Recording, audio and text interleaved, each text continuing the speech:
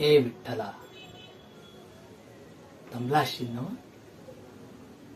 28 युग इटेवर उभा असत्योस, आमची काळजी वाहत्योस, आम्हासनी जगत्योस, आणि आम्ही सारखं काय ना काय तुझ्याकडे मागत असतो. आता हे पण आज मी काय मागाय नाही आलो, खडसावून विचाराय आलो. वय तुझी ऐकलंयस ते खरं आहे. अरे माझा माय बाप, माझा सखा आहेस तू. साऱ्या मनीचं गुज तुझ्यापाशी, सारा राग, सारी काळजी, सारी माया सगळं तुझ्यात आहे.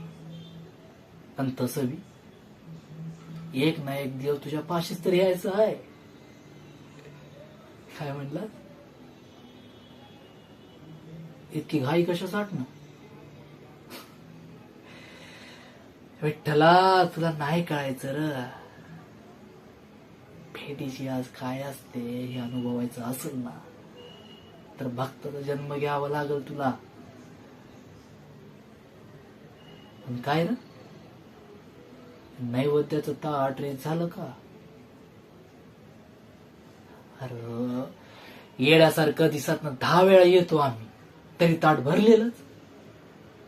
बरं तुझा भरवावं म्हटलं तरी तू मांडी घालून समोर बसतोयस वय.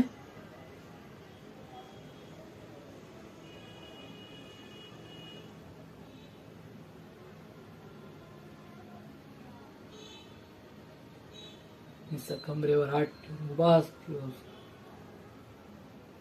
माझ्या भोवती माझ्या हात बसतोस, भेटत मात्र नाही.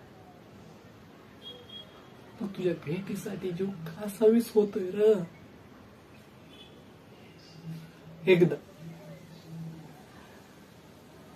एकदा दर्शन दे रे सख्या विठ्ठला.